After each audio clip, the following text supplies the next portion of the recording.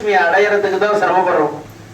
ஏன்னா எவ்வளவுதான் நம்ம நல்ல லோகக்ஷேமமாக ஈடுபட்டாலும் தர்ம காரியங்களில் ஈடுபட்டாலும் தனக்குன்னு ஒரு தனம் உண்டாகணும், தன் குடும்பத்துல ஒரு க்ஷேமம் உண்டாகணுங்கிற எண்ணம் உள்ளுக்குள்ள இருந்துட்டே இருக்கும்.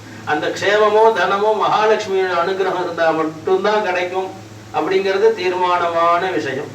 அப்படி அந்த மகாலட்சுமியுடைய அனுகிரகம் உண்டாகி எல்லா விதமான இகக்ஷேமமும் அடையணும்னா வரலட்சுமி விரதத்தை யார் பண்றானோ அவனுக்கு எல்லா விதமான சௌக்கியமும் உண்டாகும், தீர்க்க சௌமங்கல்யமா இருக்கும். அதாவது பக்தா ஜீவ திசையில ரொம்ப வருஷம் இருப்பா, நம்மளும் க்ஷேமமா இருப்போம், அனைத்து விதமான ஐஸ்வர்யங்களையும் அடைவோம், அதோடு கூட பரசௌக்கியமான மோட்சத்தையும் மகாலட்சுமி அனுகிரகம் பண்ணுவா அப்படிங்கிறது தீர்மானமாக தெரிகிறது. இதுல ராஜா பத்ரசரவஸ்னு ஒரு ராஜா, அவ பத்னி ரெண்டு பேருமா நல்லபடியா ஆட்சி பண்ணிட்டே இருக்கா. அவளுக்கு ஒரு குழந்தை, பொன் குழந்தை, ரொம்ப நல்லபடியா வளர்க்கிறா. அவனுக்கு உத்வாகம் பண்ணி கொடுக்குறா ஒரு இளவரசனுக்கு, மாலாதரன் அப்படிங்கிறதான இளவரசனுக்கு கல்யாணம் பண்ணி கொடுத்தோன்னா அவ ரெண்டு பேருமா அந்த ராஜ்யத்தை போய் ஆண்டு இருக்கா. அவளும் க்ஷேமமா இருக்கா. மகாலட்சுமி ஒரு நாள் இப்படி வர, மகாலட்சுமியுடைய உத்பவ தினம், மகாலட்சுமி எப்ப ஆவிர்வாவம் பண்ணான்னா துவாதசி வெள்ளிக்கிழமையில தான் பார்க்கடல்ல இருந்து உண்டானா. எப்பயாவது இந்த பூஜையானது துவாதசியும் வெள்ளிக்கிழமையும் அடிக்கடி சேர்ந்துக்கும். அப்படி ரொம்ப விசேஷமான ஆவிர்வாவ தினம் அது. அப்படி அந்த மகாலட்சுமி ஒரு வயசான ரூபத்தை எடுத்துட்டு அந்த கல்யாணம் பண்ணி கொடுத்ததுக்கு அப்புறமாக இந்த பத்ரஸ்ரவசவா குடும்பத்துக்கு வரா. அங்க வந்து அந்த அம்மாவை பார்த்து, நீ இப்படி ராஜ்யம் பண்ணிட்டு இருக்கேன், இன்னைக்கு வெள்ளிக்கிழமை துவாதசி சேர்ந்ததுக்கு புண்ணிய காலம், ஏதாவது மகாலட்சுமியை பூஜை பண்ணப்படாதா, இப்படி போஜனம் பண்ணிட்டு படுத்துட்டு இருக்கியே சுகமா அப்படின்னு ஏதோ கேட்கிறா. இப்படி வரலட்சுமி விரதத்தை உனக்கு சொல்லித்தரேன்னு சொல்றா. அவ என்ன நினைச்சுக்கிட்டா, ராஜ குடும்பம் மொழியோ ஏதோ இவ யாஜகம் கேட்டு வரா அப்படின்னு நினைச்சிட்டு அந்த மகாலட்சுமியை ஏதோ குறைவா சொல்லி அங்க இருந்து துரத்தி விட்டுறா. ரொம்ப வருத்தமாகி மகாலட்சுமி இப்படியே வரும்போது அவருடைய பொண்ணு என்ன பண்றா, ஏன் இப்படி சோகமா இருக்கேன்னு அம்மா இது மாதிரி துரத்தி விட்டுட்டா அப்படின்னு சொல்றா. உடனே அந்த சியாமபாலான்னு பேர் அந்த பொண்ணுக்கு, மாலாதரனை கல்யாணம் பண்ணிட்டு அவ அங்க ஆட்சி பண்ணிட்டு இருக்கா. என்ன பண்ணணும், ஏன் இப்படி சோகமா இருக்கேன்னா அம்மா வரட்டி விட்டாருன்னு இந்த பூஜையை சொல்லித்தரேன்னு சொன்னேன், உங்க அம்மா மதிக்கலைன்னு சொல்றா. சரி இந்த பூஜையை எனக்கு சொல்லுங்கோ நான் பண்றேன்னு சொல்லி வரலட்சுமி விரதத்தை மகாலட்சுமியே எப்படி பண்ணணும்னு அவளுக்கு சொல்லி அந்த பூஜையை அவ ராஜ்யத்துல இருந்துட்டு எல்லா ஸ்திரீகளோடு கூட அனுஷ்டானம் பண்ணி பரமக்ஷேமத்தை அடைஞ்சு அந்த கிராமமே குழந்தையெல்லாம் பிறந்து எல்லா வித சௌக்கியத்தோட நல்லபடியா இருக்கு. அதே சமயத்தை மகாலட்சுமிய மதிக்காம அமைச்ச அந்த கிராமம் க்ஷீணிச்சுட்டே இருக்கு. அந்த பொண்ணுக்கு ரொம்ப வருத்தமாயிடுறது, அம்மா அப்பாவினுடைய ராஜ்யம் இப்படி சிரமமா இருக்கேன்னு 2-3 குடத்துல தானியங்கள், தனங்கள், ஸ்வர்ணம் இப்படி எல்லாத்தையும் குடமா கொடுத்து கூடையில கொடுத்து அனுப்புறா. எல்லாம் இந்த கொண்டு வந்து கொடுத்ததுக்கு அப்புறமா பார்த்தா கரியா போயிடுறது. ஏன்னா மகாலட்சுமின்னு அனுப்பிச்சுட்டா வெளியில, இவ அமைச்ச தனங்கள் ஸ்வர்ணங்கள்லாம் கரியா போயிடுறது.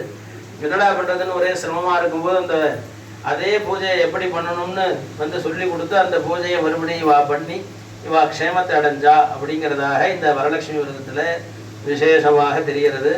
அதோடு கூட பார்வதியும் பரமேஸ்வராலும் சொக்கட்டான் விளையாடுறா. அப்படி விளையாண்டு இருக்கும்போது பார்வதி சொல்றா, நான் தான் ஜெயிச்சுட்டேன் அப்படின்னு சொல்றா பரமேஸ்வரன்ட்ட. அப்படி சொல்லும்போது சித்திரநேமி அப்படின்னு ஒரு கணதேவதை, அந்த சித்திரநேமிங்கிற கணதேவதையை கூப்பிட்டு பரமேஸ்வரன் என்ன சொல்றாருன்னா, நாங்க விளையாடுறோம், இதுல என்ன யார் ஜெயிச்சாங்கிறத நீ மத்தியமா இருந்து சொல்லணும் அப்படின்னு சொல்றா. அப்போ இந்த சித்திரநேமி பரமேஸ்வரன் தான் ஜெயிச்சாருன்னு சொல்லிவிடுறார். அம்பாளுக்கு ரொம்ப தாபமாயிடுறது. நீ பூமியில போய் ஒரு தடாகத்துல இருக்கணும், உனக்கு எல்லா விதமான யசஸும் போயிடும், உனக்கு சர்ம வியாதி வந்துடும்னு சாபம் கொடுத்துடுறா. பரமேஸ்வரன் இப்படி பண்ணக்கூடாது, ரொம்ப அவள் நம்ம பக்தன், பொய் சொல்லாதவன், நீ அப்படி சொல்லக்கூடாது, அவளுக்கு சாப விமோச்சனம் நீ தான் வழி சொல்லணும்னு பார்வதிகிட்ட கேட்க, இந்த தடாகத்துல வாசம் பண்ணிட்டு இருக்கும் போது தேவகன்னிகைகள் ஸ்திரீகள்லாம் சேர்ந்து வரலட்சுமி விரதத்தை அனுஷ்டானம் பண்ணுவா. அந்த அவன் அனுஷ்டானத்தை தரிசனம் பண்ணி பிரசாதத்தை ஸ்வீகரிச்சுட்டான்னா இவனுக்கு பழையபடி எல்லா க்ஷேமும் உண்டாகும்னு அம்பாள் அனுகிரகம் பண்ணேன். இவனும் அதே மாதிரி தடாகத்துல வாசம் பண்ணிட்டு இருக்கான். அப்போ நிறைய ஸ்திரீகள்லாம் சேர்ந்து வரலட்சுமி விரதத்துக்கு ஸ்நானம் பண்ணி நிறைய பூஜைக்கு பழங்கள் புஷ்பங்கள்லாம் கொண்டு தயார் பண்ணிட்டு இருக்கா. இந்த சித்திரவேமிக்கு தோன்றது, ஆஹா நமக்கான விடிவு காலம் உண்டாக போகிறது, அம்பாள் அனுகிரகம் ஆயிடுச்சுன்னு சொல்லி என்னம்மா பண்ண போறீங்கன்னு கேட்டோன்னே, இது சுக்ல மாச பூர்ணிமைக்கு முன்னாடி வரக்கூடியதான பிருகுவாசனம், இதில் வரலட்சுமி விரதம் பண்ண போகிறோம் அப்படின்னு சொல்கிறா. நானும் இந்த பூஜையில் கலந்துக்கிறேன், எனக்கு இது மாதிரி அம்பாளுடைய சாபம் இருக்குது, நீங்கள் தான் அனுகிரகம் பண்ணணும்னு சொல்ல அவனையும் சேர்த்துட்டு இந்த பூஜையை பண்ணி வரலட்சுமி விரதத்தை விதி பண்ணி நல்லபடியாக பூஜை பண்ணுறா. அந்த பூஜையை பண்ணி பிரசாதத்தை ஸ்வீகரிச்சுக்கிறார். அப்படி ஸ்வீகரிச்சோன்னா இவருக்கு அந்த சர்ம வியாதியெல்லாம் இல்லாமல் போய் பழையபடி அந்த சரீரங்கள்லாம் உண்டாகி அம்பாள்கிட்ட போயிடுறார். அவரும் இந்த 5 பேருக்கு தானம் கொடுக்குறார். இந்த பூஜையை பண்ணதுக்கு அப்புறமா வாயன தானம்னு குழக்கட்டை பொங்கல் ஏதோ பணங்கள்லாம் தனங்கள்லாம் சேர்த்து சுவாசினிகள், பிராமணன், சந்நியாசி, தெய்வம் அம்பாளுக்கே ஒரு வாயனம் கொடுக்குறார், சுவாசினிக்கு கொடுக்குறார், ஒரு பிராமணனை கொடுக்குறார், ஒரு பிரம்மச்சாரியை கொடுக்குறார், ஒரு சன்னியாசியை கொடுக்குறார்.